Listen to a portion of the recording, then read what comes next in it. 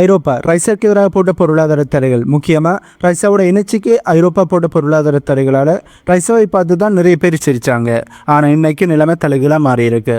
ஐரோப்பா இப்போ இருட்டில் தவிக்கிறார்கள். ரஷ்யா இந்த உலகத்தினுடைய இணைச்சி கிங்காக மாறி நிற்கிறாங்க. இதற்கு நடுவில் ஈரான் போர் ஒரு மிகப்பெரிய ஒரு திருப்பு முனையாக அமைஞ்சிருக்கு. இது வரும் போர் மட்டும் இல்லை, மேற்கத்திய நாடுகளுக்கு ரஷ்யா வச்ச மிகப்பெரிய ஒரு பொறி என்று தான் நிறைய வல்லுநர்கள் சொல்கிறார்கள். அது என்ன என்பதை பற்றி தான் இந்த வீடியோவில் நாங்கள் தெளிவாக பார்க்க போகிறோம். வீடியோக்குள்ளே போகிறதுக்கு முன்னே நம்ம சேனலை சப்ஸ்கிரைப் பண்ணி பக்கத்துக்கு பெல் ஐக்கானை கிளிக் பண்ணி வைங்க. அப்போ தான் நான் போடக்கூடிய வீடியோஸை நீங்கள் உடனுக்குடன் பார்க்க முடியும். வாங்க போய் வீடியோக்குள்ளே போகலாம். ஐரோப்பிய ஒன்றியம் இந்த மார்ச் மாதம் மிகப்பெரிய ஒரு வரலாற்று பிழையை செஞ்சுருக்காங்க. அதாவது ரஷ்யாவோட எரிசக்தி மீதான முழுமையான பொருளாதார தடைகள் தான் அது. இந்த தடைகளை அவங்க அறிவித்ததுமே ரஷ்யா செஞ்ச ஒரு காரியம் இருக்குது. அதுதான் இப்போ ஐரோப்பாவை நிலைக்குடிய வச்சிருக்கு.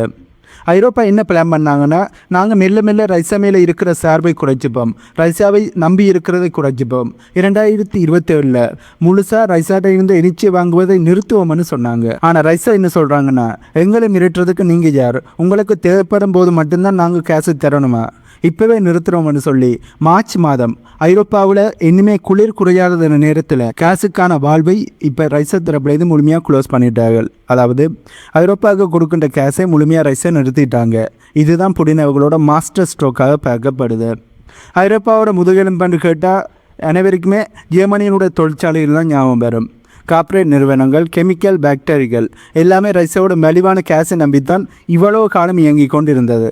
இப்போது கேஸ் நின்ற உடனே உற்பத்தி செலவு 300% ஏறி இருக்கு. இதனால் ஜெர்மனி, பிரான்ஸ் போன்ற நாடுகளில் இருக்கிற பெரிய பெரிய நிறுவனங்கள் தங்களுடைய ஃபேக்டரிகளை இழுத்து மூட ஆரம்பிச்சிருக்காங்க. அதனை இழுத்து மூடுறது மட்டும் இல்லாமல் சீனாக்கும் இந்தியாவுக்கும் ஓடி வர ஆரம்பிச்சிருக்காங்க. ஐரோப்பா ஒரு தொழில்துறை மயானமாக மாறிக்கொண்டிருக்கு. அதாவது தொழில்துறையினுடைய சவக்கிடங்காக மாறிக்கொண்டிருக்கு என்பதுதான் இப்போ நிறைய வல்லுநர்களோட கருத்தாகவும் இருக்குது. கேஸ் இல்லாட்டி ஐரோப்பாவால் வாழ முடியாது என்பதுதான் உண்மை. வீடுகளை வெப்பப்படுத்துறதுக்கு, அதாவது ஹீட்டிங் பண்ணுறதுக்கு, சமைக்கிறதுக்கு, மின்சாரம் தயாரிக்கிறதுக்காண்டு எல்லாத்துக்குமே ஐரோப்பாவுக்கு கேஸ் வேணும். மார்ச் மாதத்தில் கருங்குளிரில் மின்சார கட்டணத்தை 5 மடங்கு உயர்த்தினப்போ கூட சாதாரண ஐரோப்பிய மக்கள் வீதியில் இறங்கி போராட ஆரம்பித்தாங்க. அரசாங்கம் ரஷ்யாவுக்கு எதிரான தடைகளை விதிக்கிறார்கள், பொருளாதார தடைகளை போடுகிறார்கள். ஆனால் அதோட வேலையை அனுபவிக்கிறது என்னவோ அங்கே இருக்கிற அப்பாவி மக்கள் என்பதுதான் உண்மை. ஐரோப்பாவில் இருக்கிற அப்பாவி மக்கள் தான் இந்த அரசாங்கங்கள் எடுக்கின்ற தவறான முடிவால் அதுக்கான விளைவுகளை அனுபவிச்சு கொண்டிருக்காங்க. ஐரோப்பா ரஷ்யாவை பயிற்சிட்டு யாரை நம்பினாங்கன்னா அமெரிக்காவை தான் நம்பினார்கள். அமெரிக்கா என்ன செஞ்சாங்கன்னா, ரஷ்யாக்கிட்ட இருந்து கிடைச்ச விலையை விட, அதாவது ரஷ்யாக்கிட்ட இருந்து ஐரோப்பிய ஒன்றியம் வாங்கிய கேஸினுடைய ப்ரைஸை விட 4 மடங்கு அதிக விலைக்கு LNG கேஸை ஐரோப்பாவுக்கு விற்றாங்க. இது நெப்பா, அதாவது ஐரோப்பாவுக்கும் அமெரிக்காவுக்கும் இடையில நெப்பிங் காரணமாக ஐரோப்பாவுக்கு தேவையான கேஸை அமெரிக்கா கொடுத்தாங்களான்னு பார்த்தா இல்லை. இது ஒரு வியாபாரம். ஐரோப்பாவை பலவீனப்படுத்தி அவங்களை தன் வசப்படுத்த அமெரிக்கா செஞ்ச சதிதான் இது. ஆனால் ரஷ்யா இதை முன்கூட்டியே கணிச்சு ஐரோப்பாவோட அந்த நம்பிக்கையும் இப்போ உடைச்சிருக்காங்க. ஐரோப்பா ஒரு பக்கம் கதவை மூடினா, அதாவது ரஷ்யா கிட்ட இருந்து இணைச்சி வாங்கக்கூடாதுன்ற கதவை மூடினா, இன்னொரு பக்கம் உலகத்துக்கே செக்மேட் வைக்கிற மாதிரி ஈரானில் போர் ஆரம்பிச்சிருக்கு. அமெரிக்காவும் ஈரானுக்கு எதிரான போரை ஆரம்பிச்சிருக்காங்க. இது ஏதோ தற்செயலாக நடந்ததுன்னு நினச்சா அதுதான் தப்பு. இதற்கு பின்னாடி ஒரு மிகப்பெரிய ஒரு ஜியோபொலிட்டிக்கல் கேம் இருக்குன்னு தான் சொல்லணும். உலக வரவெடுத்து எடுத்து பாருங்கள். ஈரானுக்கு பக்கத்தில் இருக்கிற கார்மோஸ் ஜலசந்தி, அதாவது ஸ்ட்ரெய்ட் ஆஃப் ஹார்மஸ் தான் இந்த உலகத்தினுடைய எரிசக்தி நரம்பாக இருக்குது. ஈரானில் போர் ஏற்பட்டதால் இந்த அமெரிக்கா ஈரானுக்கு எதிரான போரை ஆரம்பித்து அமெரிக்கா ஈரான் போர் நடக்கிறதால இந்த சூழலில் ஸ்ட்ரெய்ட் ஆஃப் ஹார்மஸை இப்போ ஈரான் தரப்புலேருந்து மூடியிருக்காங்க. கத்தார், சவுதி அரேபியா, குவைத் போன்ற நாடுகளில் இருந்து வர்ற எண்ணெய், கேஸ், இந்த கப்பல்கள் அனைத்துமே இந்த ஸ்ட்ரெய்ட் ஆஃப் ஹார்மஸ் வழியில் தடுத்து நிறுத்தப்பட்டிருக்கு. மற்ற எல்லா வழிகளும் அடையும் போது உலகத்துக்கு கேஸ் சப்ளை பண்ணக்கூடிய ஒரே ஒரு பாதுகாப்பான வழி என்றால் அது ரஷ்யாவோட நிலப்பரப்பு மட்டும்தான். அதாவது உலகமே இப்போ ரஷ்யாவோட காலுக்கடியில் வந்து நிற்க வேண்டிய ஒரு சூழலை இந்த அமெரிக்கா ஈரான் போர் உருவாக்கிடுச்சு என்பது தான் உண்மை. இவ்வளவு நாளுமே ரஷ்யாவுக்கு பொருளாதார தடைகளை போட்டு ரஷ்யா உக்ரைன் போரில் ரஷ்யாவை காலி பண்ணிடலாம்ட்டு அனைத்து நடவடிக்கையிலும் ஈடுபட்ட உலக நாடுகளும் இப்போ ரஷ்யாவை நம்பி இருக்க வேண்டிய, ரஷ்யாவோட காலில் போய் விட வேண்டிய ஒரு சூழ்நிலைக்கு தள்ளப்பட்டிருக்காங்க. பொருளாதாரத்தில் ஒரு சிம்பிளான லாஜிக் இருக்குது. சப்ளை குறைஞ்சா விலை ஏறும். ஈரான் போரை காட்டி உலக மார்க்கெட்டில் கச்சா எண்ணெய் மற்றும் எரிவாயுனுடைய விலை 200% இருந்து 300% வரையும் உயருது. ரஷ்யா முன்னாடி 100 லிட்டர் விற்று எடுத்த லாபத்தை இப்போ வரும் 20 லிட்டர் விற்று எடுத்துக்கிறாங்க என்பதுதான் உண்மை. போர் நடக்கிறது ஏதோ ஈரானில் தான், ஆனால் அதுக்கான லாபம் வர்றது ரஷ்யாவுக்கு. இந்த காசை வச்சு தான் ரஷ்யா தங்களுடைய இராணுவத்தை இன்னுமே ஸ்ட்ராங் படுத்துவார்கள்.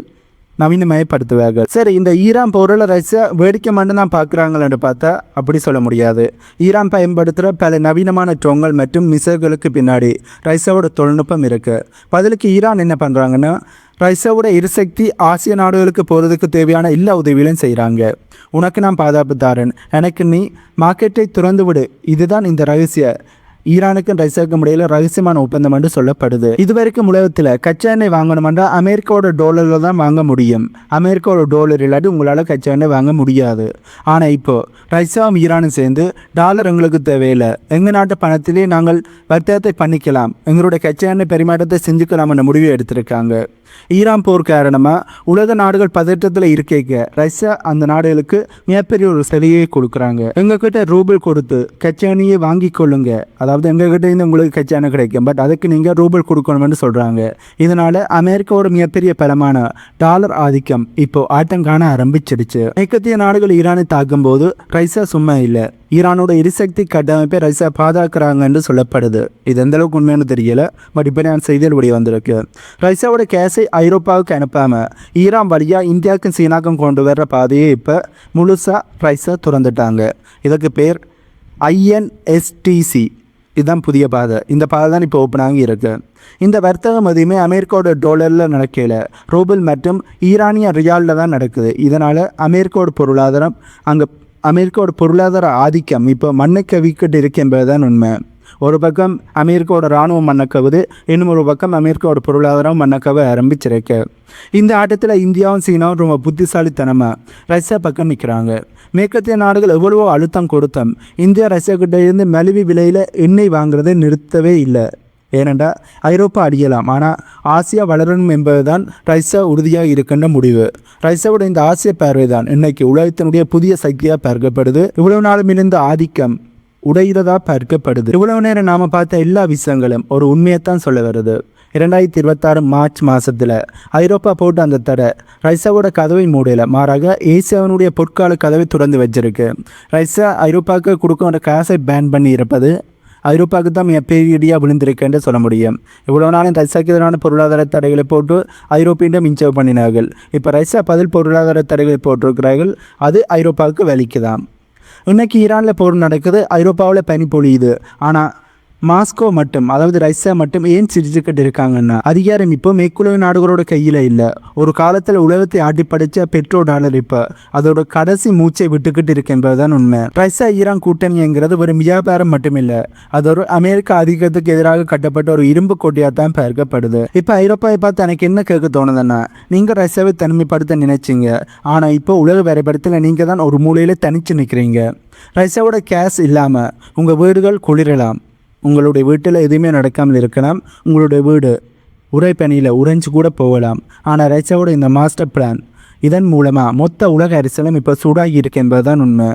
உண்மையிலேயே இந்த ஆட்டத்தில் தோத்தது யார், ரஷ்யாவா இல்லை வளர்ச்சியை தொலைச்சிட்டு இருட்டில் இருக்கிற ஐரோப்பாவா? இதனை பற்றி உங்களுடைய கருத்துக்களை கீழே கமெண்டில் சொல்லுங்கள். இந்த வீடியோவில் நான் சொன்ன தகவல்கள் உங்களுக்கு ஒரு புதிய கோணத்தை கொடுத்துருக்குமென்னு நம்புகிறேன். இந்த எரிசக்தி வார், அதாவது எனர்ஜி வார், இதோட முடிய போகிறதும் இல்லை, இதுதான் ஆரம்பமே. இதை பற்றி நீங்கள் என்ன நினைக்கிறீங்க? உங்களுடைய கருத்துக்களை கீழே கமெண்டில் சொல்லுங்கள். பட் இப்போ அமெரிக்கா ஈரானுக்கு எதிரான போரை ஆரம்பித்தது ரஷ்யாவுக்கு ஒரு வகையில் மிகப்பெரிய ஒரு லாபமாக இருக்குது. ரஷ்யா இதனை எப்படி பயன்படுத்த போகிறாங்க? ஏற்கனவே ஐரோப்பாவுக்கான கேஸ் ஏற்றுமதி தடை பண்ணிட்டார்கள். இதனால் ஐரோப்பா என்ன செய்ய போகிறாங்க? இதனத்தை நாங்கள் வெயிட் பண்ணி தான் பார்க்கணும். ஆகவே இந்த வீடியோவில் நான் சொன்ன தகவல்கள் உங்களுக்கு புதிதாக இருந்திருக்குமென்னு நம்புகிறேன். இந்த தகவல்கள் உங்களுக்கு புதிதாக இருந்தால் இந்த வீடியோவுக்கு லைக் பண்ணி நம்ம சேனலில் சப்ஸ்கிரைப் பண்ணி பக்கத்துக்கு பெல் ஐக்கானை கிளிக் பண்ணி வைங்க. அப்போ தான் நான் போடக்கூடிய வீடியோஸை நீங்கள் உடனுக்குடன் பார்க்க முடியும். இன்னும் ஒரு வீடியோவில் உங்களை மீட் பண்ணுறேன்.